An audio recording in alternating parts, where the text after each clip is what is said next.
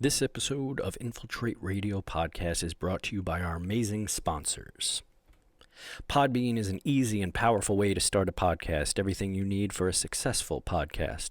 No difficult technology to learn. For our listeners only, go to podbean.com/infiltrate radio and get your first month of podcast hosting absolutely free. Again, that link is podbean.com/infiltrate radio. The show is also brought to you by Akioka Pet Boutique. Use the link posted on our Facebook page with the link to the show and use code InfiltrateRadio25 at checkout, and you save 25% on any purchase from Akioka Pet Boutique. All your pet supplies, toys, etc. So again, go to the link on our Facebook page, click on it, and use code InfiltrateRadio25 at checkout and save 25% on absolutely any purchase. In addition, we'll post the links to any products we talk about during the show, such as the drinks we're enjoying or any other items we mentioned. So if you really want to help us out and support the show and keep us going, click on any of those links we post, and the show gets a portion of the purchases that you make. So you get drinks, you get products, you help to keep the show going, and we get to not be living out on the street. So again, just click on any of the links in on any of our posts that typically go to Amazon or other affiliates. So thank you guys for all your support, and here's another episode. Infiltrate Radio. All right, so you are listening to Infiltrate Radio, and we are on episode number 54. And on the show today, we've got the lovely Miss Heather Dunham. Did I say that correctly? I always screw it up. I always ask the guests before the show starts, and then as soon as I say their name, I screw it up. Did I say it correctly? Perfect. Perfect. Okay. So I'm Patrick Joanne. I'm Bizzle Chance. And so we're going to get talking to Heather here. She's an actress, model, and I saw a painter as well. So I want to get into kind of all of that with you. But of course, as is customary, we're going to start by talking about the drinks, and we're doing something a little bit different today where we're going live on Facebook just for the drink portion. And to hear the rest of the episode, if you kind of like the banter that's going on, you're going to have to subscribe to the podcast on iTunes or whatever they're calling it now, Apple Podcasts, Google, etc., or on our YouTube channel. That will post sometime in the middle of the week. So Heather, what are you drinking there? I have Monster, which is my lifeblood. It's usually my lunch when I'm at work. It makes me happy and personable. So, is that what it takes? You need an energy drink to get you going.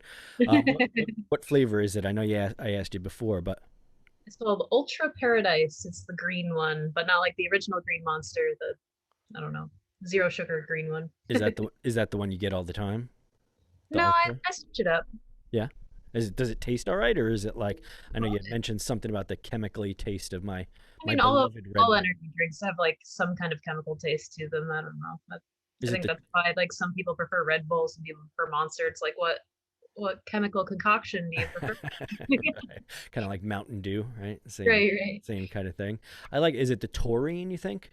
What do you think, Biz? Is it the taurine that gives that weird taste? Does that have taurine in it? I don't know, because I personally think that Monster tastes more chemical than any other energy drink, but that's just me. I know Biz has had some like organic, natural ones before, right? I mean, you had those natural energy drinks. I've had a ton of different types of energy drinks on the show. I'm a connoisseur. Are you? You like? I'm wondering what calories. I try them all. Yeah, I usually go for the zero calorie, zero sugar, or whatever, just something to give me caffeine, because I drink so much caffeine throughout the day that like I would be 150 pounds. That would be actually light for me. Yeah. I'd be like 600 pounds if I drank all my caffeine with calories in it. But I'm wondering if they're gonna open up at some point, like with, have you seen those like non-alcoholic cocktails and all that sort of stuff that's going around now? No, I haven't. Like things called like kin. So it's all like non-alcoholic spirits and all that sort of thing. You know that, of course, I have. Being a non-alcoholic drinker. Right, but myself, I'm wondering if they're going to open a bar, where you can have cocktails and you can have energy drinks, all that sort of stuff, and it's all, I don't really. Yeah, they do. It's called a restaurant. That's true. But I mean, if you're going to have like a happy hour or something, Biz, like where it's, I feel like this is gonna segue into something. I feel like you're doing something Am I here. trying? Do I sound feel like it. trying to manipulate the situation? I feel like it very much so. Okay, so what do you got, Biz, today? I decided to go with I think I've drank this on the show before. This is Strumka. Huh. If you can read that, that is pear flavored. Oh, right. It definitely looks quite pea-colored. delicious. Yeah, it is pea colored. It even bounces. You see on my hand. Interesting. Yeah, but it's basic. It's pear flavored. It's pretty sweet. I think Carbonated. That's what I was just about to see. No, it says water, no carbonation. Huh. That seems like a straight lie. When I open it, I'll let you know. Is it cold at least, or is it like a warm? Oh yeah, of course. What kind of savage am I? Like, I was talking to my. Is it cold? I was talking to my girlfriend about what was it? We were talking about orange juice. We were watching. Have you seen Modern Family, Heather? Yeah, Love that Modern Family. I haven't seen any newer episodes. I used to watch it when I was in college. Yeah, are they? I don't know if they're still even filming. I think maybe they are, right? It seems like they are. People talk about it pretty regularly. I never really watched the show before, but like she got me into watching it because we've been in lockdown stuff, so we watch a bunch of stuff now. But the main character, who I know as Al Bundy from that show back in the day, really that's how I think of him.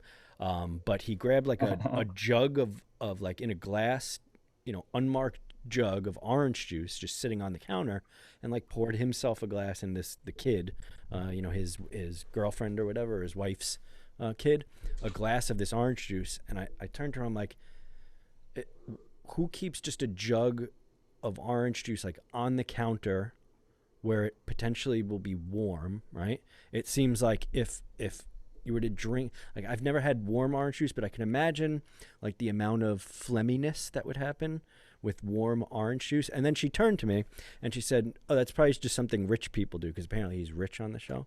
And I'm like, so you really? Yeah, man, that's a level of chaotic energy I can't mess with. That's too much. Just a warm jug of orange juice sitting on a counter. But I found it chaotic good.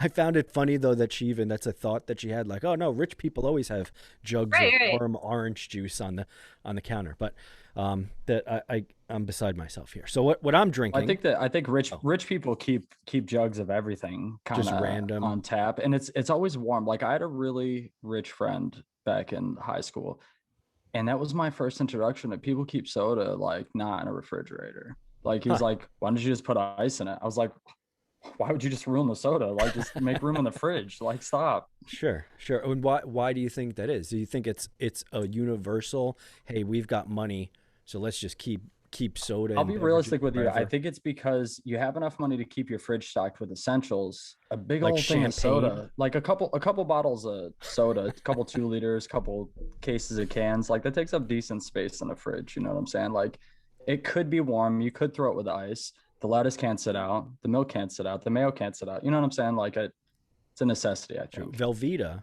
however, you can leave Velveeta out, and it'll stay fresh. I don't know. You can't open it, right, and leave it out, but you can store it on a shelf in your closet, and it'll stay fresh. It's a survival food. So I am drinking. Speaking of warm soda, my girlfriend must be rich too, because she was. I was struggling to find time because I was going to go to the store today and buy something crazy and cool, but I couldn't find anything, or I didn't have time to go out. So I ended up just looking around the house, and I found this sitting out in a cupboard, warm, of course. Well, not warm, room temperature, I guess you could say. Oh, shocker! And semi-flat, but it's a Diet Cherry 7-Up, and I've actually never had this before. It makes great punch. I love mixing that with like a. Does it? Yeah, some kind of what do you call them? Like a brute. Huh. We usually like do champagne. I gotcha. So I'm drinking it, and maybe I'm becoming bougie because I put some ice in it, Biz. Whoa. to cool it down. It is all right, Diva. See, that's the thing though. That's the thing. I'll be honest with you. I love drinking me some soda with some ice on like a hot day, like a book on the porch. You know what I'm saying? Like, that hits different. What kind of weird? Do you really do that? Can you imagine that? I'm dead serious. Imagine Biz sitting on a rocking chair on his front porch. I didn't say anything about a rocking chair. I'm not an old woman in 1980 knitting 1980 something. That's not even that far. I was thinking 1890, but dyslexed it up in my mind there. From what you know of him, Heather, you can see that happening, right? Yeah, I could. Okay. Intellectual individual. I don't know if I consider it intellectual, but it's an individual thing to see. Well, I think Patrick also just assumes that we know each other. Like Patrick, this may shock you, but I've never met Heather. This is the first time we've ever had any interaction with her. I got her a gig on a music video once for one of our previous guests, Shelter.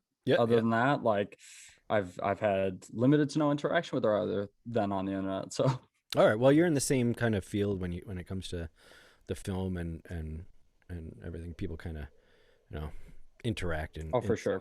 It's all about networking with all that kind of stuff. So we're bound to have worked together in the past, Heather, at some point too, just because I'm a musician and all that stuff too. So or in the future. I mean, we're running into each other now, right? So I guess that's we're all on that. So what we're doing this month, just to everyone that may be watching right now, and to everyone listening to the podcast, and to anywhere else after the fact, we're going live kind of temporarily here, but it is Women's Awareness Month. So we're doing, all our guests this month are going to be wonderfully talented women, both locally, and I think we've got some people that are Kate Weston will be I don't know if it's next week, the following week.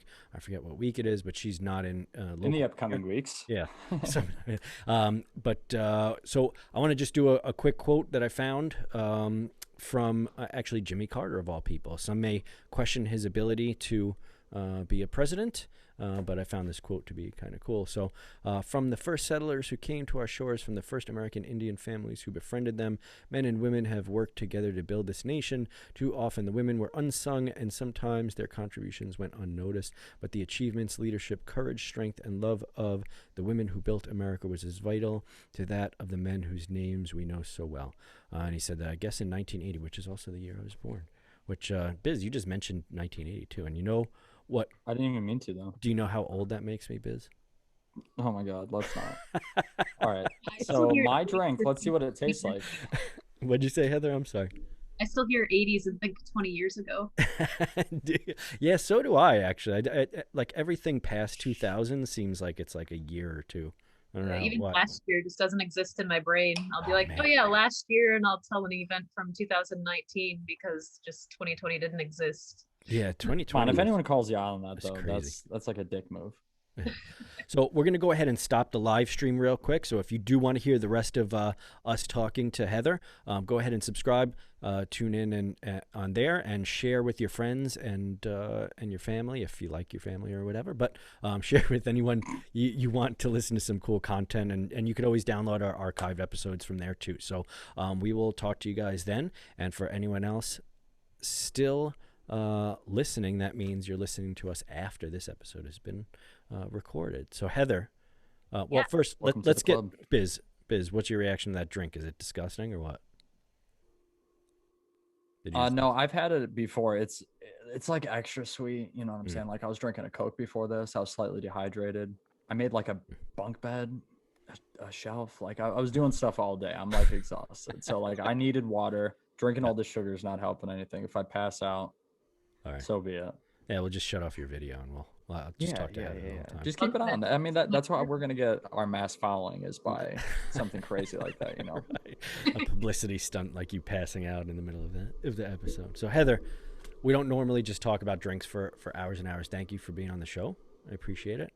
So why don't we start out kind of telling everyone where, because I always forget, and it ends up being like an hour into the talk, and we end up saying where people can find your work and what you're doing. So we'll start there. Yeah, sure. So hi, I'm Heather. I am an actress, model, artist. I'm also a gamer. I really love promoting my Twitch channel. I also work at Tesla. I don't know how much people like to talk about that, but that's one thing that I do. Let's see. My website is animatedhello.com. That's where I tend to promote most of my work, where you can find up to date what I'm working on. But Twitch, which is just twitch.tv/animatedhello also. That's probably the best way to interact with me. I'm not really a streaming personality on there. Sure. I'm just me. I Okay. play a game with you. I'll interact in chat. My Twitch is about being accessible to the people who want to see me and interact with me, more so than about, say, gaming. Sure. I'm not good at gaming. Is Does it that kind have of some well, value too? yeah, I'm in the same boat, Heather. Don't worry about it. I play. I can do like a Tetris. I do like the Street Fighter games. I on Xbox. I'll do like a the UFC game, like those things that you can play like 3 minutes and then you can hand it off to someone else and Name dropping Xbox. Yeah, right. The last yourself. system you played was probably like Atari, man. It probably was, yeah. No, I've got an Xbox One Biz upstairs. I finally hooked it Do up. you? Wow. I'm thoroughly shocked. When was the last time you went on live with it? I don't know if I have gone. Like, You're like, what's live that? means like online with it, right? So, It but was fun yesterday. did it? So, what's Twitch in particular? I'm actually interested because, obviously we do this what we're doing here. Like, is it sort of like that where you're having discussions, or what is the? Yeah, so typically I'll be playing a game and then, whatever someone wants to talk about in chat, it just carries the conversation. Last time it was kind of funny because I was playing God of War, and it's an older game, but I only just started playing through it for the first time. I'm actually trying to move to PC only because I'm tired of upgrading my consoles. So it's one of the last games that I have on PlayStation before Huh. I get rid of it. But so I'm playing God of War, and I come across this giant poison thing, and I have to fight an enemy. And I was like, what if I throw them into the poison and I kind of like lured them in? And I thought I was a genius, right? And turns out like I was baited. It made the enemy stronger, and she started launching poison at me. But it was entertaining, like getting everyone to be like, "Yeah, that's a great idea. Put her in." And then they're like, "Oh no, we've all misled you." So that was fun. Yeah, it seems like the gamer community could be could be prankish. If is that a word? Is prankish a word? Biz? It might be. So Trolls. with It's fun though. with Twitch, does it get recorded, or is it just a live thing and then it kind of goes away after the? It goes away after a week, I think, until you hit affiliate. Once you're That's what it. affiliate, then you can save whatever ones you want. Sorry, I was gonna say that's what it always told me, but all my streams always stuck around for a long time. I did make affiliate like super fast though, because I like joined a couple of Facebook groups and like was real I'm like chatty in that them. close. I know. I see my 3 average viewers, and I'm at 2.5. Yeah, that was real challenging. I luckily I was playing with a group of us and all of us had Twitch, so we would all throw it up on our laptops and then we would just play. Yeah, that makes But sense. we had a couple people that would like tune in. I think there was someone from like super random like Montana. We had someone that was from Australia, someone from the UK, and I want to say someone else, but they were kind of like intermittent, that last person. But we had quite a lot of fun, honestly. We'd play How for like does it 4 or 5 hours at a How time. does it work? Are you just like video streaming like this, and then the game is in the background, or the game is actually like the main? So the game is the content? main thing, and it's like picture in picture, yeah. Yeah. It's even optional to even put your face on there. Some people who like do voice work will just like do fun voices while they stream. Some people don't even put themselves on at all. It's just you watch someone play a game. What's Do any your, of them really get big followings? The ones that don't actually put a video Yeah, stream what's up? funny is one time my stuff wasn't working and I couldn't get my video or voice on there, and I had like the most viewers I ever had. I was like, oh, I see. You guys hate looking at me. That's fine. what's your is it a handle? What's your Twitch handle? Animated hello. That's pretty Okay. consistent across Alright. everything I do. But I don't just do video games on there Yeah. either. I do art, so sometimes I'll stream the watercolor I'm working on or whatever I'm doing. Pretty much anytime I have the thought, man, I wish I had someone to hang out with, I'll just start streaming what I'm doing. I've never done Nice. one like cooking, but I've thought about doing cooking once. One time, we all just chatted while I carved a pumpkin. That was fun. Nice. It's just about hanging out. Yeah, it kind of sounds like I joined the Clubhouse app a little while ago, and it sounds very similar to that, except it's all audio, so there's no sharing of any kind of content of what you're doing. I mean, people talk about stuff that they're into or whatever, but it sounds kind of similar to that, where it's a little bit more interactive. Like the podcast thing, we're kind of just talking to someone. I kind of like the interaction as it's happening. Well, I think that it's just like when you go, for instance, like on Facebook Live, for instance. It's just that Twitch, I feel like Twitch is a little less biased. You know what I mean? Like Facebook, a lot goes into Facebook. People use Facebook for work. They use it for social, to connect with their friends, to laugh at memes. There's a lot that goes into that algorithm. Whereas Twitch is purely entertainment, which is what I used to say a lot of times about like TikTok too. Because it's more entertainment based, you get more of a variety of what you're looking at. Whereas all these other social media apps that are trying to do a lot more than just be social media, you know what I mean? They have all these algorithms that kind of, when you go live, oh, there's only like 6 people that get notified about that. Whereas on Twitch, when you go live, not only all the people you're following, but once, like she said, once you hit like affiliate and the other like notches that make you kind of like a big deal to Twitch, where you're kind of making Twitch money because you're bringing people in, that sort of activity. It When you reach Heather affiliate, do you get paid then? Is that a possibility? Yeah, that's the mark where you start being able to get ad revenue. So Huh. before your stream starts, they'll play an ad, or like if it's just been a long time, they'll throw an ad. You in. actually can control it. You can Yeah. launch the ad whenever you want, like just kind of amidst the fault. Like if you're, yeah, I need to stop at this town and like level up. Let's run an ad while I do that real quick before I come back into it. Right, or bathroom breaks. I've seen that before. Yep. Huh. So I heard you say watercolor. I saw I went to your website and I saw some of your paintings there. So you do, it looks like you do oil, and you do some oil pastels too, which I used to fuck around with some oil pastels back in the day. Yeah, I wasn't great. Everything. You know what's the most challenging for me is recently I got some commission projects for cartoons.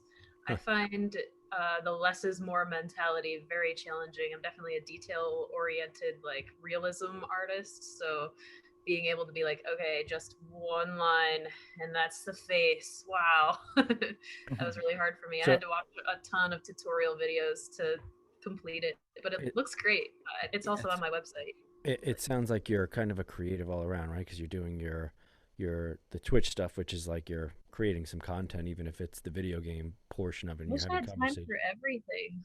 Yeah, I know it's tough. I think the last episode we talked about this. Like it's a blessing and a curse to be a creative, because you have such little time, and a lot of times it's not even a lot of money to do the things and create things that you want to. You really lately I've been pretty musically inspired, and it's something that I like to have a good chunk of time to allocate to, so that I can like stay in the same mindset. So it's rare, like my time comes in chunks, so I don't know. I haven't had a chance to dabble in music. Sorry, go ahead. Yeah. Well, I was gonna say, what do you play an instrument? I actually have them hanging on my wall behind me. Oh, you play guitar and violin. Yes. I also have a drum set. That's a good expression outlet. Well, my band is looking for a drummer, Heather. If you're interested in becoming. I'm not good enough for all that. So do you write your own music too? I want to. That's what I have in my phone. Like I keep a list of ideas. I have some for books, some for songs, and I just like anytime inspiration strikes me, I write down a note. But I haven't had time to flesh anything out. No. Man, you sound like me. I'm into like everything music, and I mean I'm not good at art. The art thing, I've tried, but like I can make something kind of cool every once in a while, but nothing like. I mean, you've got a bunch of paintings and stuff, like a portfolio of art. Like I have maybe 1 or 2 pieces that I didn't throw away in the midst of an angry, this is shit, I think art is I just made. I want to say this, but I think art is the art that makes me happiest. It does it. So that's like your. Just do it for me, like acting always seems to be for someone else, modeling for someone else. Twitch, like it's fun and I get to hang out with people, but it's still like I'm sharing my life. The art is just me. What got you into painting? Was that something like you were doing since you were young, or was it something? Yeah. Strangely, like my very first drawing is the girl on the beach that you can find in my portfolio there, but in the gallery section. That was like the very first pencil. Yeah, it's graphite. Charcoal. Sorry. That was my very first drawing ever. That was like middle school, my first art class, and that's when I learned I was good at it. Yeah, so you liked it obviously before. Did you end up going to like an art school or anything where they kind of taught you? No, just high school. I was blessed with some very good art teachers in high school, but for the most part, that's all I've done. Like I said, I consulted YouTube for the cartoons that I had to work on, but other than that, I just kind of copy what I see, and it's usually pretty obvious to me when I compare like what I'm trying to draw to what I have, and like what needs to change and what's not adding up. So, what do you what do you find? You said it's kind of your thing, right? Where you're at your happiest. What do you think? Where does that come from? Like, is it something that? Because I find when I'm making music, I'm in a similar boat where if I'm making it, like when I'm alone, like I'm probably the what stinks is I'm probably the best musician when I'm when I'm by myself, you know. And then when I'm performing for other people or doing it for other people, it tends to get even slightly muted, I guess you can say. But like, why does it make you happy? Do you think? Why does that bring I'm you not joy? sure. I know that with painting, I really love just blending colors. There's something about it that I don't know, just my brush strokes. The hardest part is knowing when to stop actually, because I'll like paint over and over and over again and be like, it's not perfect, it's not perfect. And it'll be like, it looks good, but I can do better. And Like then the I ruin it. soggiest canvas ever by the end of it. I know Yeah. that. That's kind of a common thing too. Even with music, you know, you record something and you can you can At least edit. then you can save old versions, right? I Yeah, can't. well, I'm that's true. digital art. Do you Very true. find like the actual physical act of painting to be the thing, or is it I the? love about blending paint. I don't know what it is about it. You'll find a lot of acrylic pours on my site because I just love it. Hmm. Like it has that chaoticness that I like, where it's like I have no control over what colors are going to come out right now, but then like you have a little bit of control because you can let it pour the way you want to, and then I Yeah, add afterwards wherever I feel like it could use some oomph. But I saw those kind of the majority of your paintings are those type of paintings. Like, are you do you have a studio where you can? Because I've always wanted to do that, like the Pollock, like throwing paint around that sort of thing. it's Maybe not. It's dip. very messy in my kitchen, and then I clean it Is it? up. You put like tarps down and stuff, and then go for it. No, you just It really cleans pretty well as long as you get it when it's wet. huh. All right. Um, Do you have to a lot thin of it? those are kind of geode inspired too. Fun fact. I don't Huh. think I've told anyone that. Yeah. Oh, that's I cool. really like the alien one. The waterfall one and the alien one are like special, like Yeah, next level. I actually, think like I could see those hanging in my house. All the other ones, I feel like I'd want to put them in like I want to get like a bunch of them, put them in like a room with like a black light or like a strobe light, that's and just actually like the next trap thing someone in I'm there. doing. I have some glow in the dark paints that I want to make one of those with. Are Um, any of those on here? no, that's my next move. Huh. Whenever I get them out again, that's my plan. Glow in the dark paint. Stay tuned. Um, the alien one I actually gifted to Ty Chaman. I don't know if you know him, but Nice. Yeah, I've worked with them before. I'm working Who with him on Little Green People, who's and he? Is he a filmmaker? yeah, I don't know. of sorts. Huh. Yeah, he's part of the scene. I've run into him. He was an extra on a couple movies that I was working on that I've seen him at. But Were He your came over, he just loved it. I was like, if you like it that much, man, you can have it. was your family, anyone in your family, into like painting or a My creative? uncle was growing up, um, but I don't know. We never really talked. I just knew that he was really good at it. So I guess like the family has the gift. He's also very musically inclined and everything. So I don't know. Maybe that's where I get it from. Hmm. Yeah, I almost feel like there's like a genetic thing with artists and creatives and people that want to create stuff all the time because it's like a need. Like it's like a You have to. It doesn't even yeah. matter if you get paid or whatever. Like you just have to. What did you do during quarantine? I mean, did you find yourself painting a That's lot when during? I had time to paint. I loved quarantine. I was Did you? like, man, because like normally when I'm not working, it's because I've requested time off for a vacation and I'm still like going somewhere or doing something. That was the first time that I'm like, I am forced to do what I want at home. Right, right. So, Yeah, and part of what you do, and I don't know if you want to talk about this side of what you do, but you said you worked for Tesla, right? yes. And you do some is it quality control? Is that the? Yep. So I work as a lab technician in quality. Huh. So I like to summarize what I do by saying I destroy things for science. I can't talk too much about the product specifically because I'm under NDA, but basically I do ongoing reliability testing. I'll throw our product in like environmental chambers to see how they'll do over time, see how they change. It's like a warranty thing. Yeah. You get a warning of like, hey, this is gonna fall apart. I think that's it. That's a This might sound stupid, but does Tesla make things other than cars?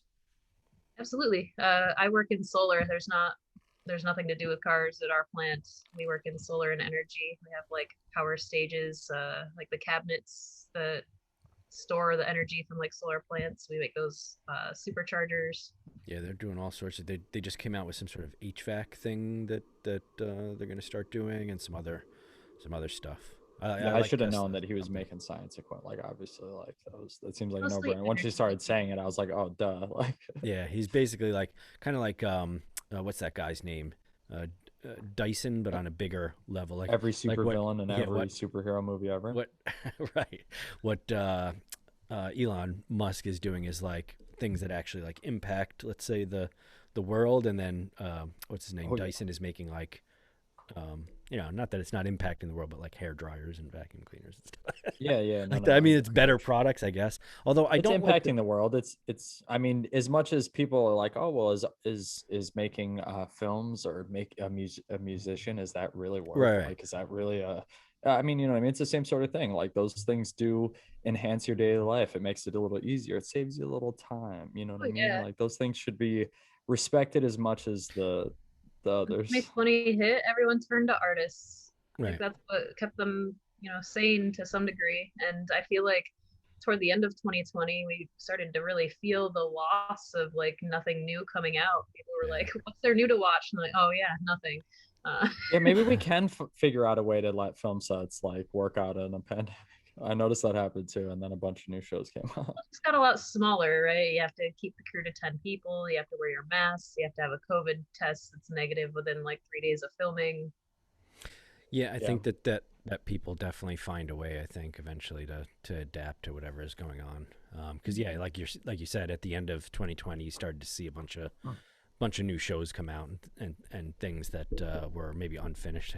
I talked about on one episode, what the heck is the name of it? I don't remember the name of the show, but I guess the season finale of the particular show was like just as everyone got quarantined and film sets got shut down, so they animated like partially Blacklist. Hey, that's the one you said it was. It was so weird, like out of nowhere it was just like partially animated.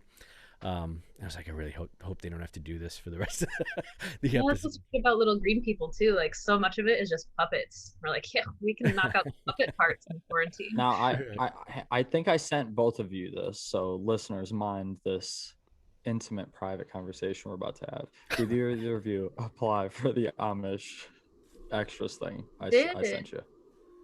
Oh, of course. Oh, not the extras. I actually auditioned. I submitted sides when the character roles came out, so I figure I'm probably already in the database for extras.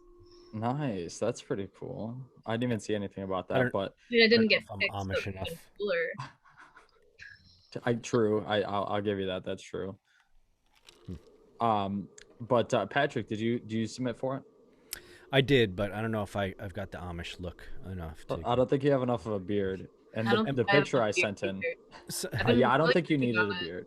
No. I think they might not have liked the color of your hair though. The brown? Not very Amish natural. No? Why not?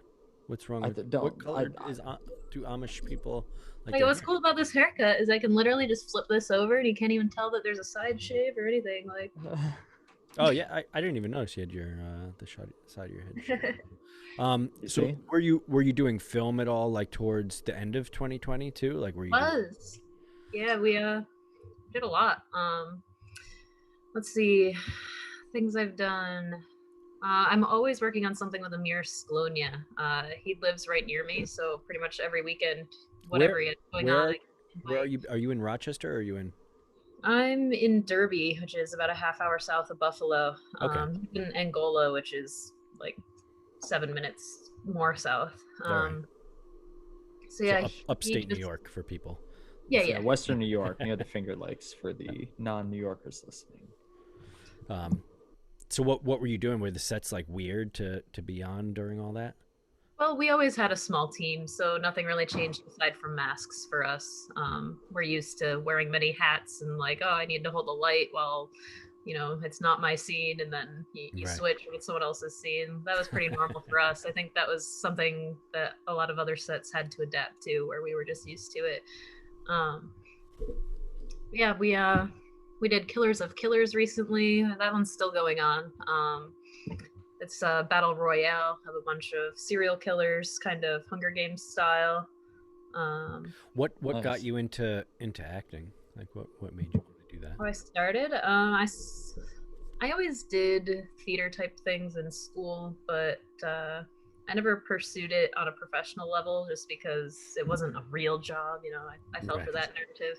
And I think it's funny that I ended up going to college for zoology, got my practical degree, Oh, which no honestly shit. was a good call, I think.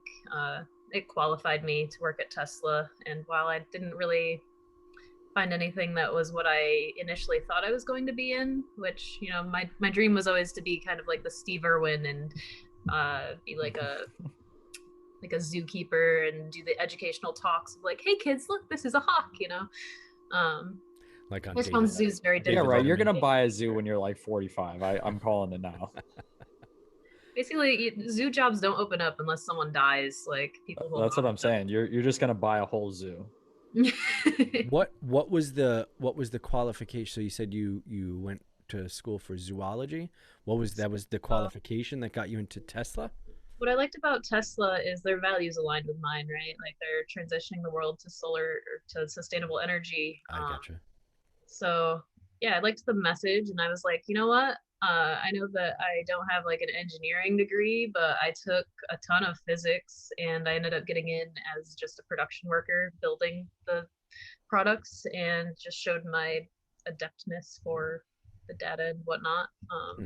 Whenever engineers had data to collect or whatever, I'd be like, I can do it. So Well, what's funny about engineering too is that I don't know, I've probably said this before too, but like engineering is a way of thinking more so than it's a specific oh yeah, field. So if you kind of have an idea of, how to problem solve, how to think through an idea in a particular way to get to what the solution is, you can go across engineering fields. I mean, to some extent, without you'd have to obviously do some research absolutely. in the particular field, but And a lot of people ask me what Nonsense.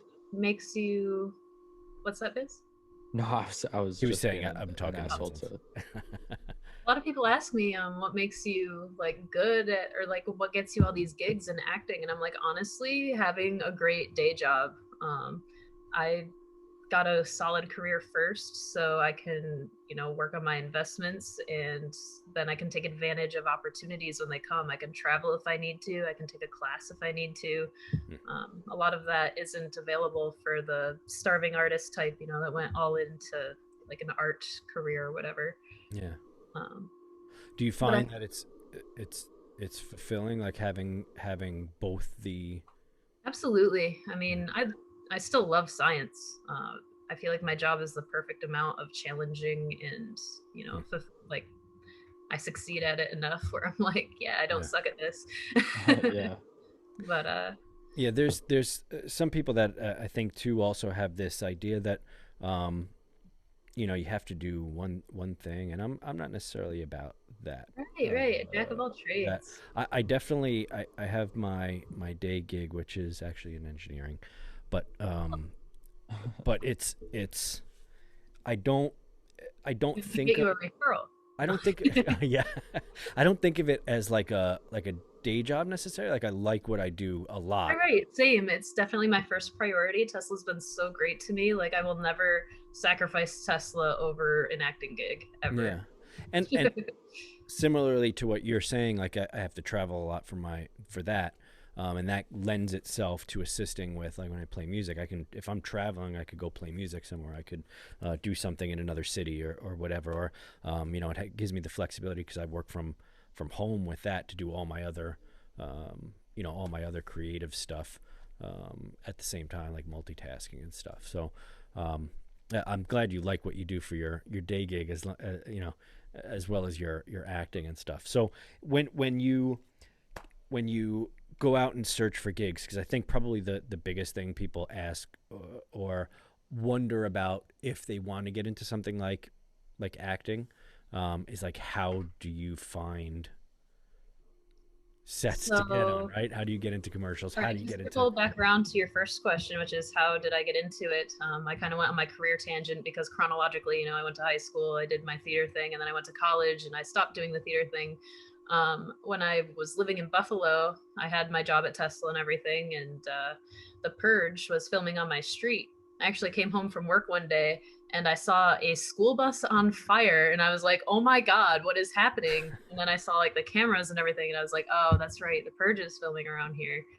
And since it was so close, I was like, you know what?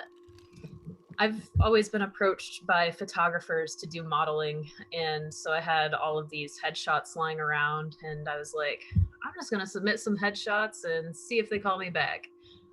They did. And what I found is that one thing leads to another. When you're in holding for 16 hours with a bunch of bored actors, you end up networking. And honestly, I've done very little aside from be personable and talk to people. And each gig gets me 3 more. Hmm. You just can't be snooty, like just say yes to things. Do It's the you biggest find thing you can do. do you find like being in upstate New York hinders your ability to get into like there's less projects happening, let's say Yes here? and no. So while there are less projects than say Atlanta or LA, there's also less competition. I feel like we have a pretty close knit set of actors. So when something rolls through, we'll all tell each other and be like, "Hey, did you audition for this or that?" Right. Because there's I don't know, it's very word of mouth around here. Yeah. Um, I like acting. I don't know why I like it. I've thought through like, why do I like it? Is it because um the seeing, I do like seeing myself, especially if you do like a short film and they screen it somewhere at like a little movie theater somewhere. Like I really like that part of it, but I do like the actual process of it too. Like in it's general, I fun to haven't. explore different versions of yourself. Yeah, like I like the ability to try and express some sort of written thing um, into like an expression. Like I don't know if I'm buyable. I don't know if I'm a good actor either. So I like the acting, but I don't know if I'm good at it. And And just on the podcast, I find you very natural, like you're just having a conversation. That's all acting is, really. yeah, yeah. I think that who was it? Bill Burr, I think, had this conversation because he started getting into all these bigger things now, and he's like, I don't know if I'd call what I do as acting as more than I just read lines like myself in all these these different things, Every which character is is filtered through you. yeah, like he's a personality in and of himself. So Right, right. that Realistically, that's what kept me going too. People always were like, honestly, your acting's just so natural. You know what I mean? So I was like, well, I don't know if that's good or bad, but I'll take it as a compliment in the moment and keep going with it. And I think I asked someone, one of the first people that like really was like a director that I like, was an actor under. I asked him, I was like, can you give me like some honest feedback on not only like what you've seen me do in front of you, but kind of everything that you've seen me release and everything. He's like, I definitely think you have like some of the best potential of the area. He's like, obviously, like everyone's got stuff they can work on, but your ability to kind of like, I don't know, like it never looks like you're trying to act. And I was like, so it's because I'm natural then, like that's or maybe that's the because most consistent thing I'm maybe hearing. you're just not acting, Biz, and that Yeah, I mean that I guess I'm just naturally right. gifted then because people seem to like it, I guess, because And I think Do it's really beautiful about acting is that you kind of have to embrace the stereotypes that a lot of people reject. Like if you know your type character, then it does become more natural. Like, for example, I tend to play like power roles because I have like those eyes that are like, you don't mess. But things I really struggle with are like cheerleader, like anything that's like very upwardly happy. It just doesn't come natural to me, and I don't tend to get those roles.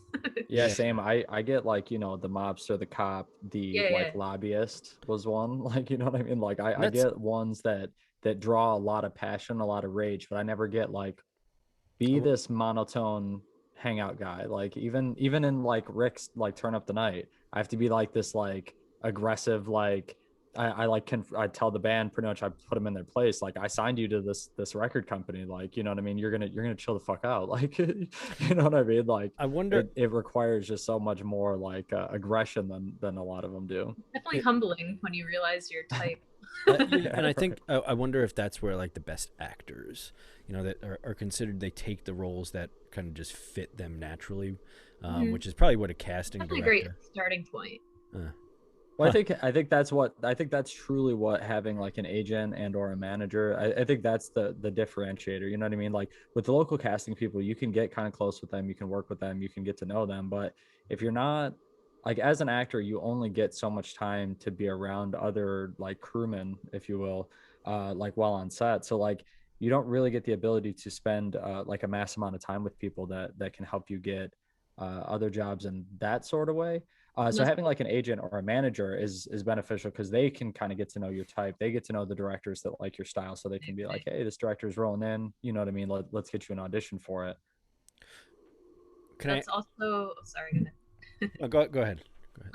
It's also another point to like the advantage of having a solid career too. Me, for example, when I have nothing else to work on, I work on my own stuff, but you know, I can afford the equipment to do so. So right. If I'm like, well, I want to dabble in this character, I just do it, and then I have it for my reel. You know. Do you make? Yeah, no, that's great. That's great. You make your own films too, like, or are you saying like you do like character? I'm only just starting to do that. Do you have interest in doing that, like being behind the camera and writing and doing all that sort of thing? Not in itself. I've learned it because I have to. Like, for modeling, I have a really great camera, and I've learned just enough photography and editing where like when I get an artistic idea, I can finish it. But that's not my favorite part by any means. No. So the actual performing. I used to do theater back in high school too. I've done not the Princess and the Pea. What was it? Once Upon a Mattress. So I was the jester. My school did that one. I wasn't in it. It was when I was too young. Were you? But I went to that one. Yeah. Oh, you went to it. What plays did you do in high school? What was your favorite? Let's say that. What was your favorite musical was Guys and Dolls. That one was fun. My favorite. Have you seen that, Biz? I every time I think of Guys and Dolls, I think of the Simpsons episode where Mark Hamill is like in it and he's singing like the Guys and Dolls song, but he's like reiterated like, do it for Yoda and all the other Wookiees. Like, he has like no idea what he's doing up very there. He's angelic like, voice, Biz. Thank you so much. He's like, I didn't. He's like, I don't remember what he says, but it's a super funny episode. Don't mind me. Keep going with what you're doing with your Guys and Dolls production. So that was your favorite, Heather? No, that was my first one. My favorite was probably Check Please, which was the story follows two people who go on a series of blind dates, and they just are failure after failure after failure, and then they finally find each other at the end. I was one of the failed dates. I played a psychic who read feet, and at the end I stole the dude's wallet, so that was really fun. I was a complete psycho. Absolute win. Do you think that the theater acting translates to film acting, or do you think it's a different thing? It can. It's definitely its own animal. Like, they have their similarities.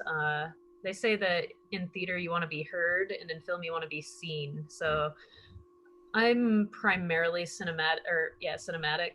When I work with theater actors, it's always very obvious. They're very overexpressive. Like, if they're using a ton of eyebrow, you're like, oh, you theater. Or they also tend to blow the mic because they project really far. And the sound guys are like, oh man, I can hear a whisper. You don't need to do that. It is true though. Like, it is very obvious to, like, I've been paired with someone that showed up like last minute, and he was like the other lead in it, and he showed up, and like within 10 words out of his mouth, I was like, you definitely just came from like a play right now, didn't you? Like, you're definitely a theater actor. He was like, I do a lot of theater. How'd you know? He's like, I did just come from an audition, but he's like, how'd you know? I was like, literally just how much you're moving your body, how much you're expressing yourself. Like, you're really like moving your chest when you're talking. Like, you're doing a lot, like with your body. All the, the old movies are very like over the top. Oh yeah. Acting in them, because they were all theater actors, before film was even invented. So when they get onto film, it's a whole different scenario. And I've been told too that or I've seen interviews with like professional, like major actors, that film is a lot more facial acting. So because there's close-ups like Biz yeah. right there, like Me where he's especially, I tend to get a lot of roles that are just very stoic and quiet and expressive, and just naturally, like I tend to be very concise. I don't say a lot, so I don't know. It's just interesting that the do you, roles I get coincide with my comfort level pretty much. do you find that so I think of myself um, when I was younger, I have these memories of me considering myself to be like shy, right?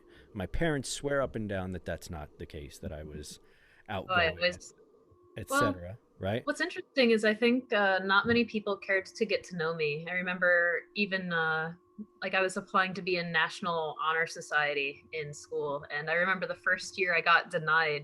And then the second year, I had the teacher who did the applications like for math class, and like she finally accepted me and was like that year and was like, "Wow, I've really seen you like open up your shell." I'm like, I've been the same exact person the whole time. You just took the time to get to know me. I would well in my case, I think I definitely was like I had stage fright. I don't anymore. I definitely had like nerves when I got on stage the first few times, and I think putting myself out there was, I guess, challenging. Um, the earliest I can remember myself doing it, but I kept forcing myself to do it, and I think that I got the reason that I like creating in the way that I do now, and doing all this stuff that I kind of don't care anymore whether or not someone's paying attention to it. Like I've got to be making something and putting it out there, is because it gives me, like, the joy comes from me, um, almost like not being afraid of putting Yeah, myself out there into the the world. authenticity.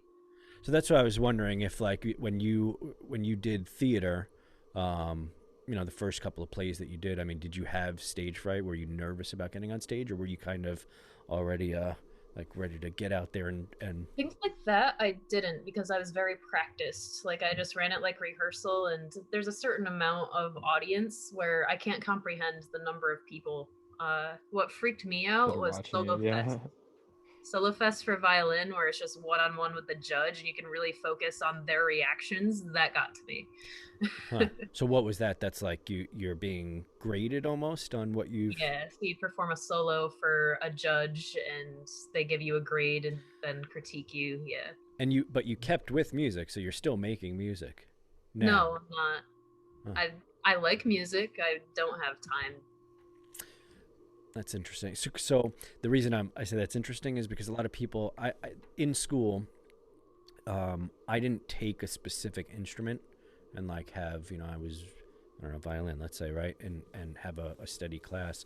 In high school, we had a band that I had joined, and just it was like a jazz band kind of, and I'd play guitar or whatever. It was more like a rock band. But I find that people who took an instrument in school tend to not grow up to be musicians.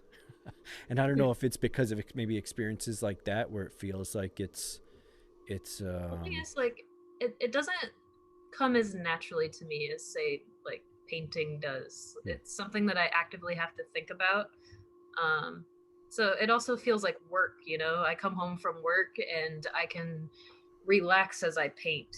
I can't relax as I make music. It's something where, like, if I'm bored, it's a way to stimulate myself rather than.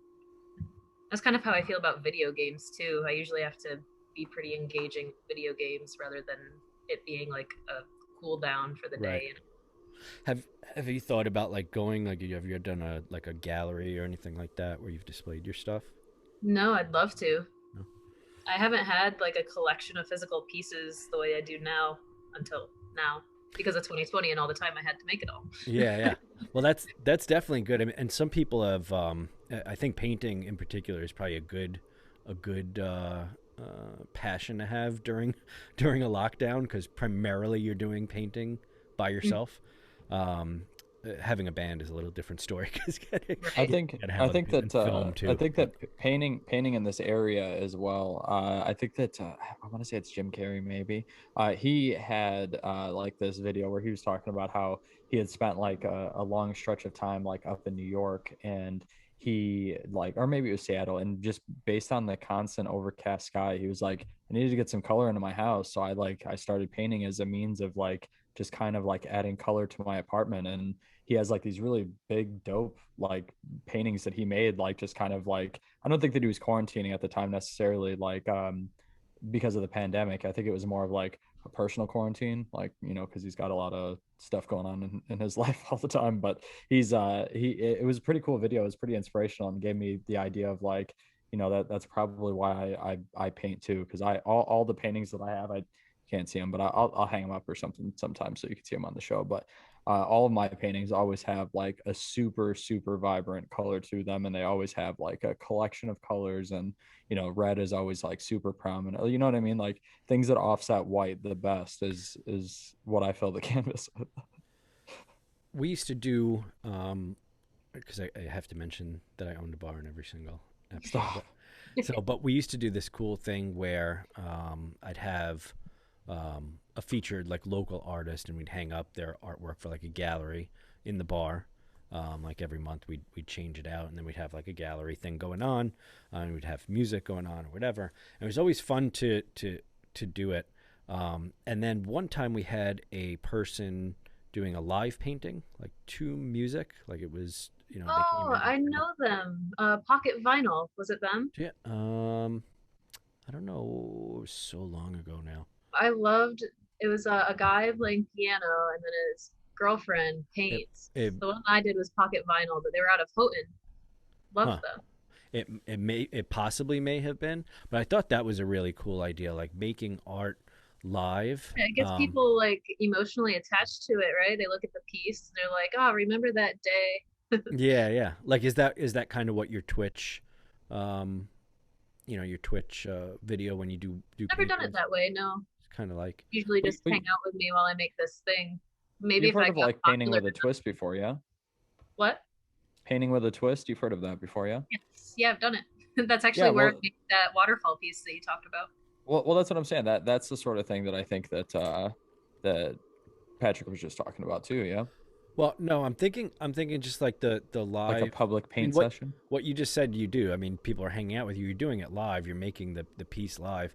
Like, I think if you were maybe to take suggestions or comments, like, do people comment while you're painting? Perhaps. Right now, I tend to already have something in mind when I go on stream. You know, it's like, well, I have to work on this commission painting, but let's talk to people while I do it, you know, so I can take less direction when I'm getting paid to do a specific thing. There's this this idea that I started working out for kind of the stuff that I do as well.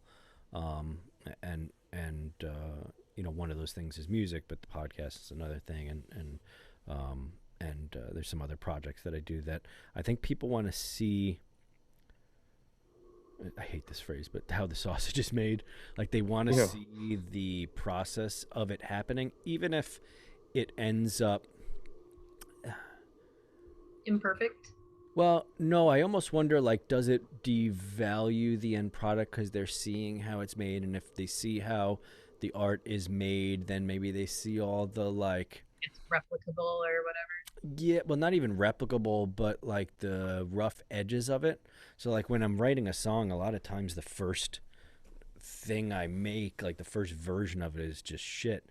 But I play around with it so much and play it so much, and it gets refined and refined and refined over time, and then the end product is... Like about like Twitch is sometimes you'll get someone on there that's better than you, and you'll be struggling with something, and they'll be like, oh, actually what I learned is like that happened to me with watercolor in quarantine. I started joining another painter's streams, and he was doing watercolor, and I just hopped on Facebook and showed him what like mine came out like, and I was like, I have this issue where like it all balls up, and I was like, I don't think I'm good at watercolor, and he's like, girl, you just need good paint or good paper. It's like, that looks great. It's like, if you get paper that'll hold up to the layers you're doing, you'll kill it. And he was entirely right. I just did a very successful watercolor because I got good paper. Huh. So like you're saying that there's too much water or whatever on, and the paper was kind of like yeah, it couldn't hold up. That's Soggy canvas, man. That's what I was telling you. like you keep going back to the soggy canvas. But you like a lot of paint on the canvas, so that's kind of Yeah, like what yeah. you were And translating to especially if you watercolor. make a mistake, like, and that's, I got great paints. Like, if you don't like it right away, you can just like wipe it off. And I'm like, whoa. With watercolors, you can. Yeah, well, the ones I have. I've tried to do watercolor too, because I think when people are really good at watercolors, there's some cool stuff that can be done with it. I'd love to be able to do that. Like I've done stuff with like coffee stains on. There's definitely some Gotta art that just doesn't matter the quality you buy, like pencils, like a pencil right. You drawing. got to just hit up like go somewhere in like New York City, set up like on a corner. You just start watercoloring like on right Well, there. Sell it to people on the street. People would love that shit, man. yeah, Watercolor is that's definitely one where you need good quality materials to make a quality product, but that's not the case with every medium. that's kind of where I was going with True. the lot, like seeing how the sausage is made. Right? I think there's like revenue streams that artists, in the past, I think that artists and creatives, it was 99% the end product is where your potential revenue could come from. But I think nowadays a lot of the revenue can be made on the front end of it, and people kind of seeing like through things like Twitch or live streaming what you're doing, or Patreon, where there's like this insight into it. And what's always what is interesting psychologically about myself is that um, I don't see why people would want to see that of me doing it, if that makes sense. So, Well, I don't know how it goes for other artists, but speaking for myself, I found that my followers follow me for me. And maybe it's mm, because I do so many diverse things and I'm not great at all of them, but I'm just personable. I don't know. But I found that like the people who buy my paintings just buy them because they like me. The people who watch my movies watch them because they like me. It's not necessarily yeah, the about the product. end product for me.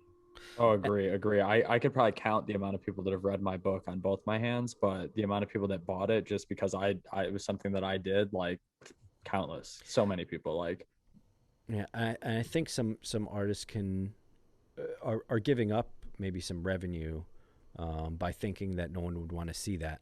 But you're kind of, if you were to move from your Twitch, what is it called when you get to a associate account? Is that what it's called? affiliate. Affiliate account. Can be making money off of you, not necessarily selling the paintings after the fact, although that may happen after it anyway. But from actually just the Yeah, the seeing person I was following, that's painting it. exactly what he did. And he did it on Facebook Live, so he didn't even get anything out of the stream itself. But while he was making it, he would have like people bidding on it in the comments. Huh. Be like, wow, I love this. Nice. Can I have it? And he'd be like, yeah, DM me afterwards. Right.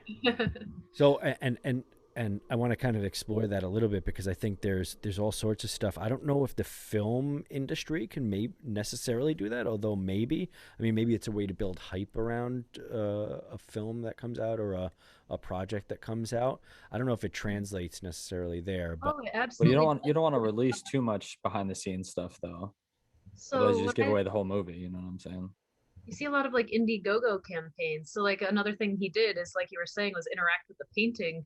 He would like make something in space. And he's like, okay, I think we need an alien on the moon, and he would like put a flag up, and he'd be like, what should we put on the flag? And they're like, well, he needs a buffalo wing. Like Right, so right, there's this right. like alien with a flag with a buffalo wing on it, and it's I think entirely that's good too. ridiculous. But that's Especially people. if you're making like audience inspired, you know what I mean? Like, here's the white canvas. What color are we starting with? First person in the comments, pink. You know what I mean? Like, you paint it pink. Now, Yeah, what color is the ground? Like, I think that people could want to be definitely be, involved. yeah. Like I think that's a very interactive way to get followers on something like Twitch for sure. Little Green People, we had a campaign for Indiegogo, and one of the rewards was the executioner, which is me. I'm an intergalactic executioner in Little Green People. If you donated a certain amount, I forget what it was. I would read their name off a list of like people I needed to execute. So, Hmm. it's a cool idea actually to right. get people to donate. So I think that's interesting too, to even like help practice your art, like to have something be thrown, almost like improv. Have you ever done improv, Heather? Absolutely. Before? Casting Couch Slaughter was entirely improv. No, was it? Yeah, it's so funny. Like that was another 2020 project where it wasn't even supposed to be anything. We were like, let's make a short film. I have this funny idea. We're just gonna improv it and it'll be nothing. And then we couldn't stop. We just kept coming up with hilarious situations. And it's about these two porn directors who set out to make the best porno ever. And it's not porn focused at all. It's like Right. almost mocking porn. But they interview all these people who like fail to be good enough for the best porno ever and all the reasons why. Like there's a conservative lady who just thinks it's a job interview, and there's an overly dominant dominatrix, and I don't know, it was just It's like wild. Tenacious D's tribute to the greatest song in the world. That's what that reminds me of. It's like, did you find that challenging to like to come up with stuff on the That one I don't. So what I find to be my problem with improv when I'm struggling with it is that I'm not a terribly relatable person. Like I don't watch things. I can't relate to like movies. Like if I've watched a movie, it's usually because I'm interested in a person in it. Like I probably see more indie Same. film than anything else. So like people say, I don't know, there's all kinds of improv things where you have to like guess something, and I just can't do any of it because I don't know cultural references. You know, I spend my days in a science lab. I can do Elon Musk. That one's pretty safe, but other than that, I know you said you were under NDA. Is there anything kind of fun that you've done in the midst of that you are allowed to kind of talk about? I don't want to get you in trouble with anything, but I don't know anything interesting enough. So do you do you actually get to break things from time Absolutely. to time?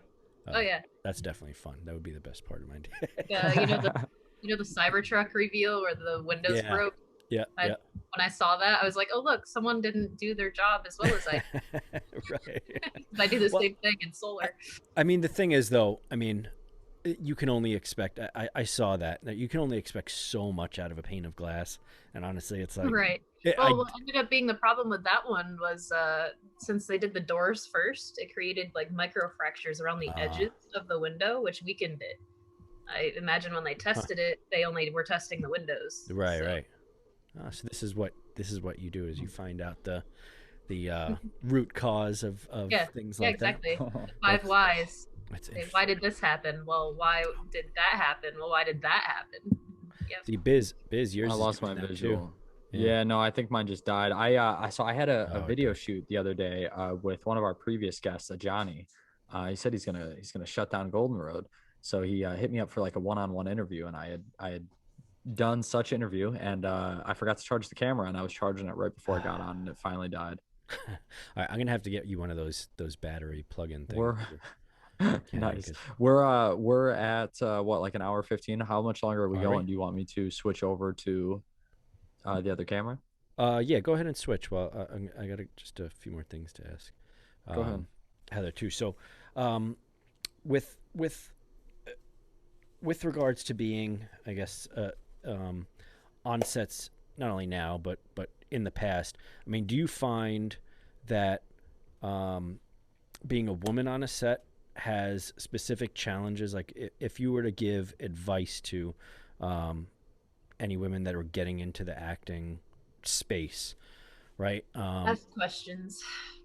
There's always someone who's worked with the person before. I've definitely had those negative experiences where I call them dudes with cameras. You find it a lot in modeling too. You know, people who are like, I have this great opportunity for you, and then they don't do anything with it and just add like photos to their personal collection or whatever. So definitely just vet the people you work with ahead of time. That's really, and especially I think in the independent space, like if you're in I guess even in the bigger cities, because I grew up in New York City, and there's a lot of that kind of weird, shady stuff that happens where people just stop. They kind of taboo it. They kind of taboo it though. It's like in the local scene, they're like all whack if you're talking shit about another filmmaker. It's like, but they're like, borderline sexual predator. So that's why we're talking about them. Like, but I think there's some about quantity, right? Yeah, you find enough people who, like, if you don't prod it or whatever, just say like, hey, what were your experiences working with this person,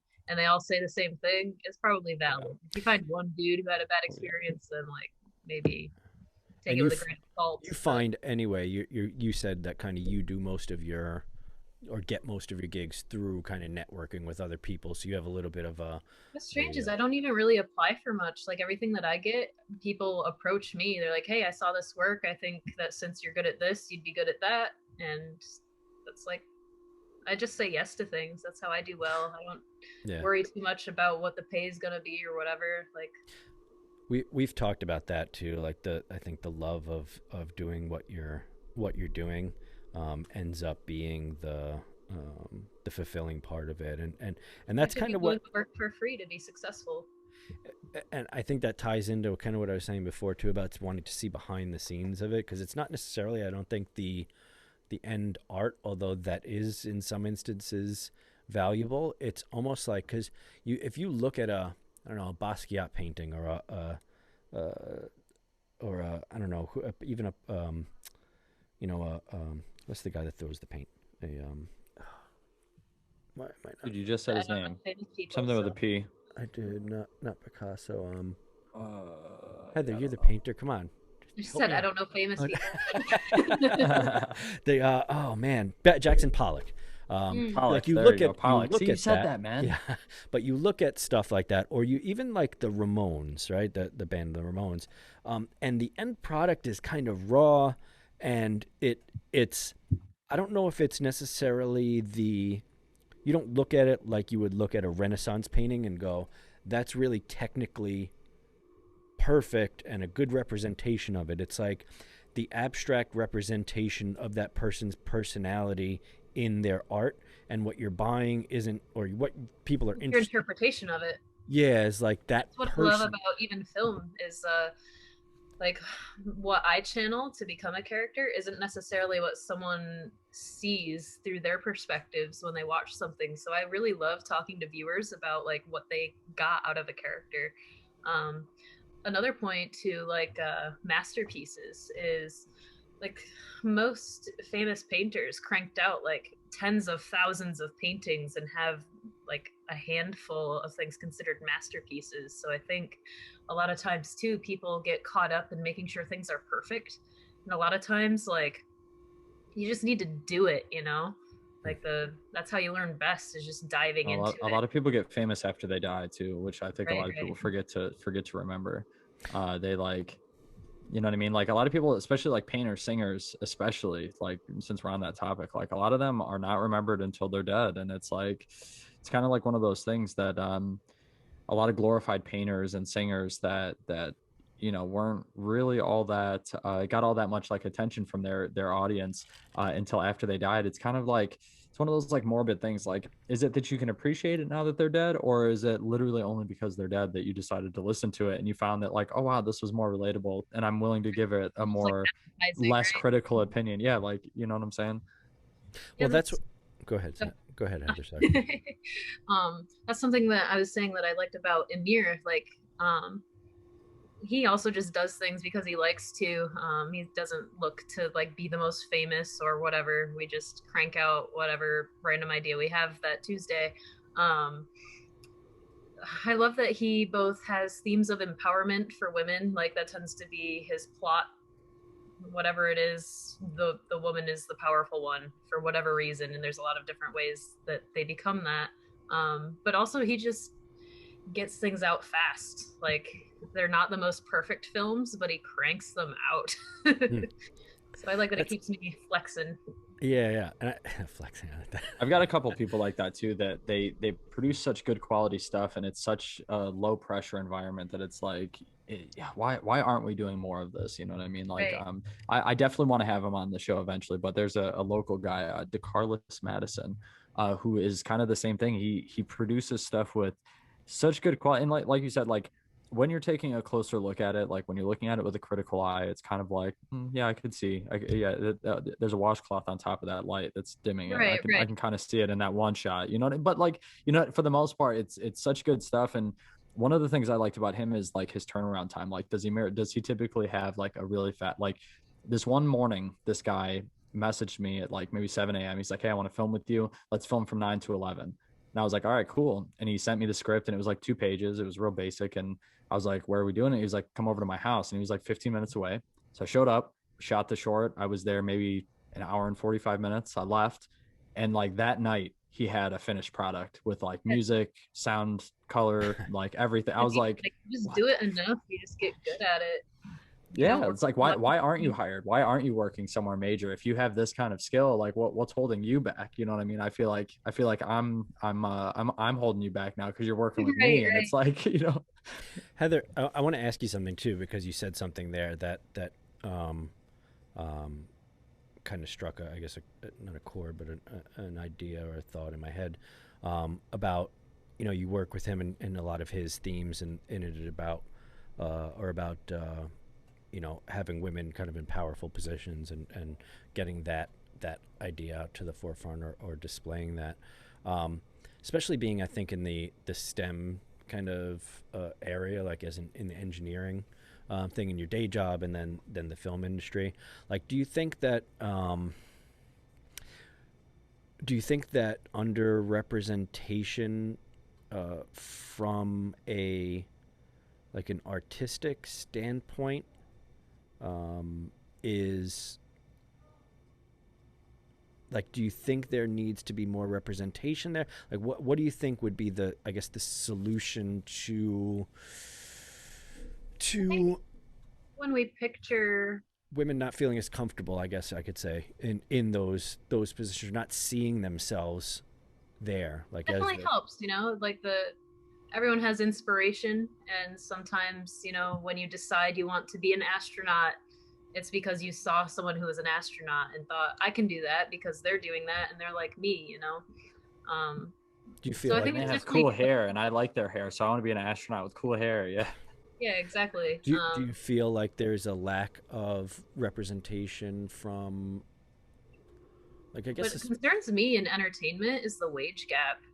Like, why are female leads not paid what male leads are if they're doing the same thing? Like, I don't understand that.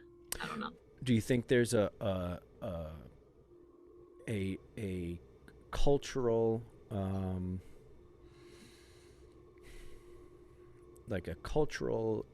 environment that causes, because my thought is, in some essence,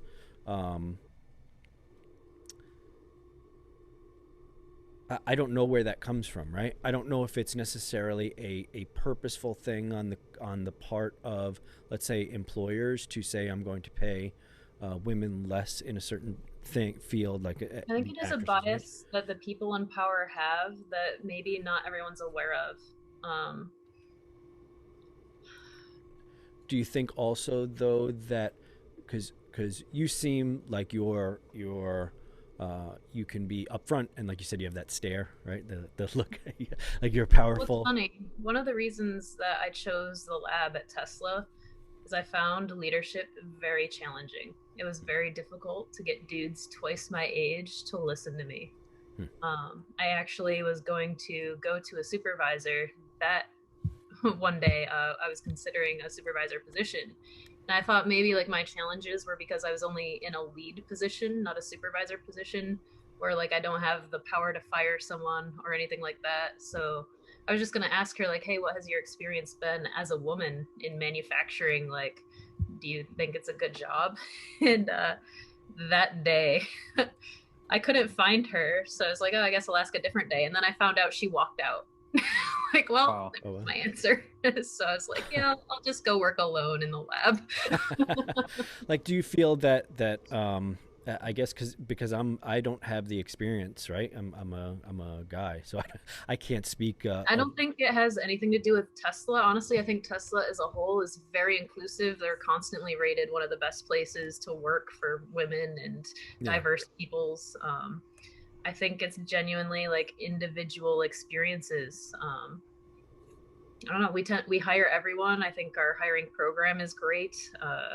We tend to use more of a culling method. Like, yeah, you can come in, but when you're not gonna, you know, punch in on time, or you're gonna catcall Heather on her way to the lab, like, then you can see yourself out. Yeah. I don't think it's a job thing. I think it's a society thing that sucks when it comes to women. Honestly, it definitely is not a it affects your day job. It affects it's not a specific job for sure. Like every single job, almost every single social interaction, like there's misogyny and there's a lot of shit. Like I was raised by literally like all women, so like I have a very strong like bias, and I'm like a little less forgiving, I guess you could say, for the other side of it, where maybe that guy wasn't trying to be as creepy as he is, or whatever the case is. I have very little forgiveness for that usually. Don't know how they're supposed to act, and they're like, "This is what I've seen interactions with women to be like." And yeah, this is normal. This is how my dad talked to my mom, like, which doesn't make it okay, but it still makes it okay. I understand why you're an idiot, but like you need to work on it. Yeah, exactly. Yeah. So like, and I wonder what not that I'm saying I have an answer to this. I'm just posing the question out there because it helps me think about it. Like, I wonder what the solution to that is. Because again, I think that our laws are in a place. Yeah, I think like it's illegal to purposefully discriminate based upon sex and race and etc. But there is stuff that is tilted in. Yeah, but it's easy to way. Hold on, Biz. It's easy also before you.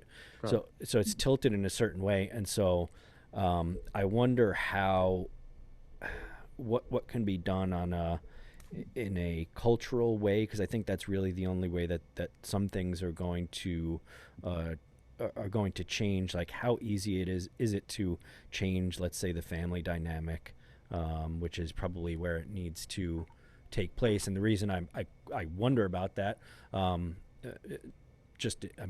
I have female friends, I have a girlfriend, I have a daughter myself, but I wonder what I guess role I can play in helping to alleviate that, or do I even have a role in alleviating that? And then is that really where it stems? Sorry, go ahead. The best thing is to just call it out when you see it. So many dudes will just be like, "Oh, my friend's a jerk, but he's still my friend," rather than holding people accountable when they see it, because it's not necessarily the role of the person being victimized's job to correct action. It's like the people who the person who's in the wrong sees as an equal, like it's up to them as well to correct things like that. Yeah. And I also wonder how much of it is,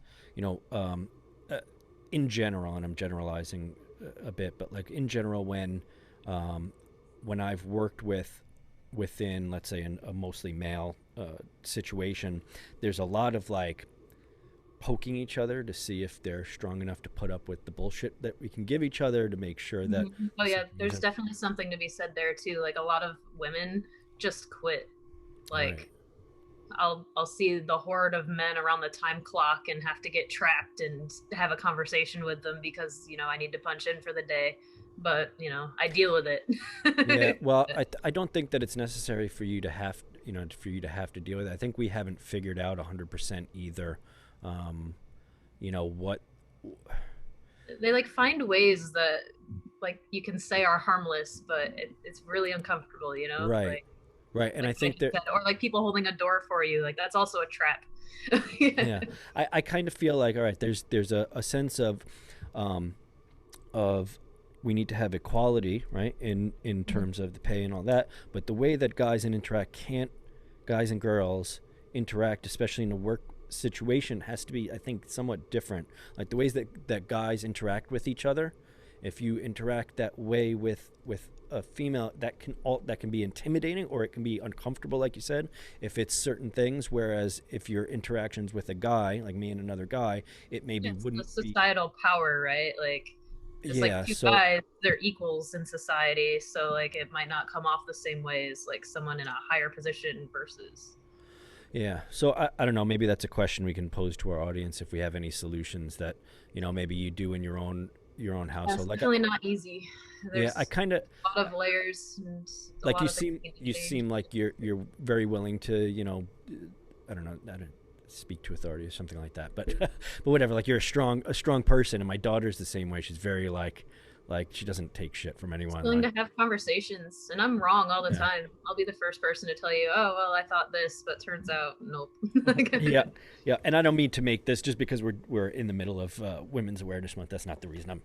I'm not asking you just because you're a woman. You know what I mean? And that's what we do on the show. But because it's Women's Awareness Month, I think we have a responsibility to kind of try and. I think it'll be a running theme throughout this month for sure. Try and tackle. Yeah, like what can everyone do to kind of to make it better? Because I think that quote that I said at the beginning of the show, and I'll just repeat it one more time here. Hold on. And we probably won't go into the news just because we've been going on here for a while, but from the first settlers who came to our shores, from the first American Indian families who befriended them, men and women have worked together to build this nation. Too often the women were unsung, and sometimes their contributions were unnoticed, but the achievements, leadership, courage, strength, and love of women who built America was as vital as those of men's names we know so well. And I think that in general, that has been the case with society. Like we've worked as partners, men and women, and the human race. I'm starting to sound all hippie now, but men and women. I think a large portion of it is that the winners write the history, right? I think a lot of things evolutionarily, there were advantages to being strong, and men are physically stronger. And I think that's not as important anymore with technology. There's a lot of equalizers where that's not necessarily the biggest advantage anymore.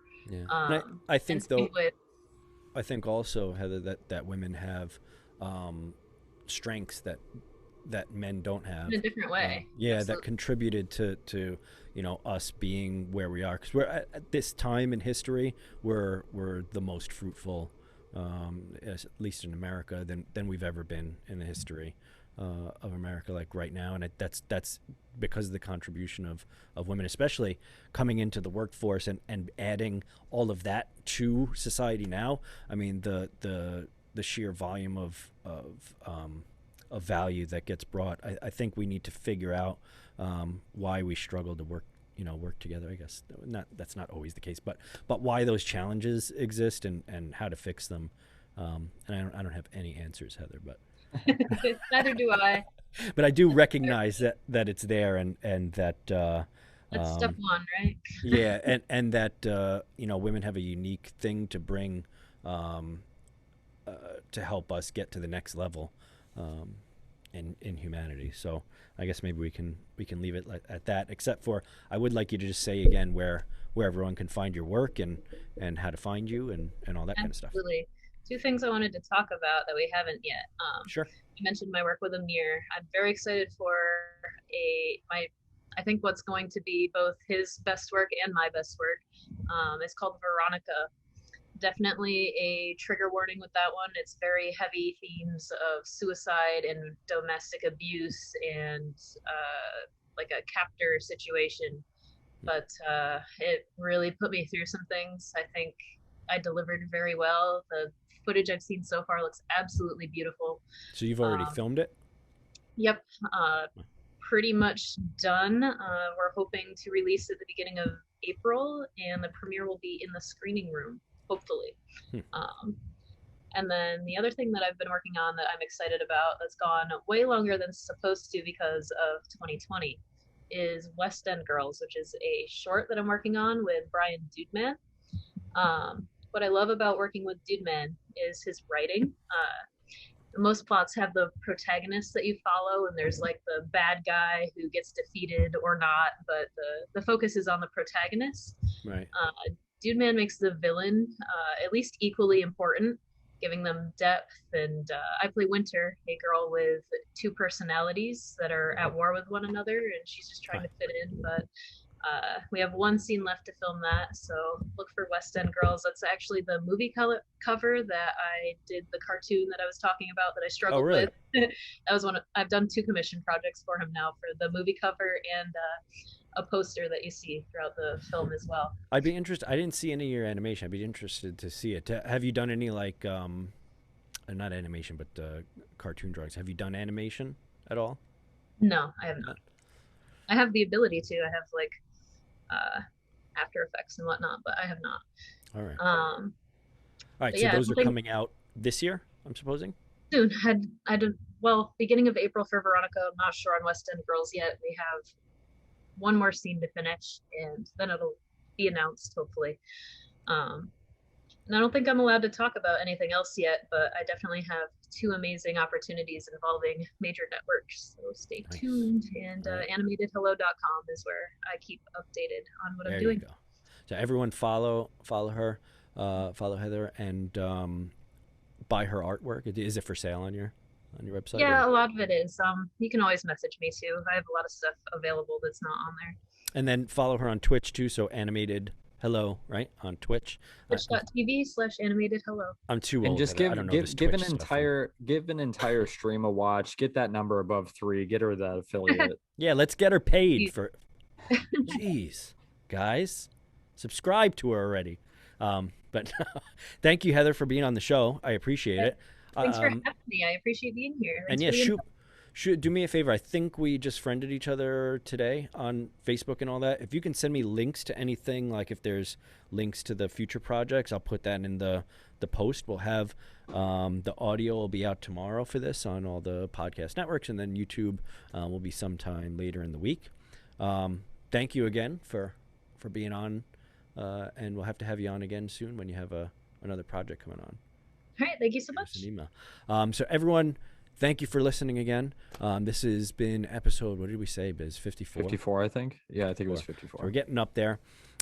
Stay tuned to our page, too. If you're not subscribed or what do you like on our Facebook page, follow that, because we're going to start to have some behind-the-scenes stuff going on there. And on our Instagram, it's Infiltrate Radio Podcast, right? At Instagram, Biz? Yeah, it's Infiltrate. Is it Infiltrate Radio _podcast. There you go. And then Infiltrate Radio Podcast on Facebook. And then send us an email if you have any questions, infiltrateradiopodcast@gmail.com. And remember, click on any of the links in the post. We get a little bit of pocket change, and I can finally buy a new pair of socks because all of my socks got holes in them. So just help me out, okay? And buy a flat diet cherry 7-Up off of Amazon for us, okay? And we'll talk to you guys next week. Who do we have on next week, Biz? Do you have it? Is it Kate Weston? What week is next week? The 8th? Yeah, I have no idea. I think so. Yeah, maybe. I think it's Kate Weston. Why do you always do this to us on the air? I'm You always do sorry. this. Stop asking about the future guest. I should plan a little bit better and know who's going to actually be on the show. But you can't. You're asking too much of me now, Biz. I know. We book so many people at the same time. Like within a week, we just mad rush to get as many people booked as we can, and then it's like, But Heather, thank you so much. Oh, and I could see the green, that you do like green on your shirt there too. I just noticed that was there. Thanks for being on the show. I'm Patrick Joanne. And I'm Bizzle Chance. And we will talk to you guys on the next show. Infiltrate Radio.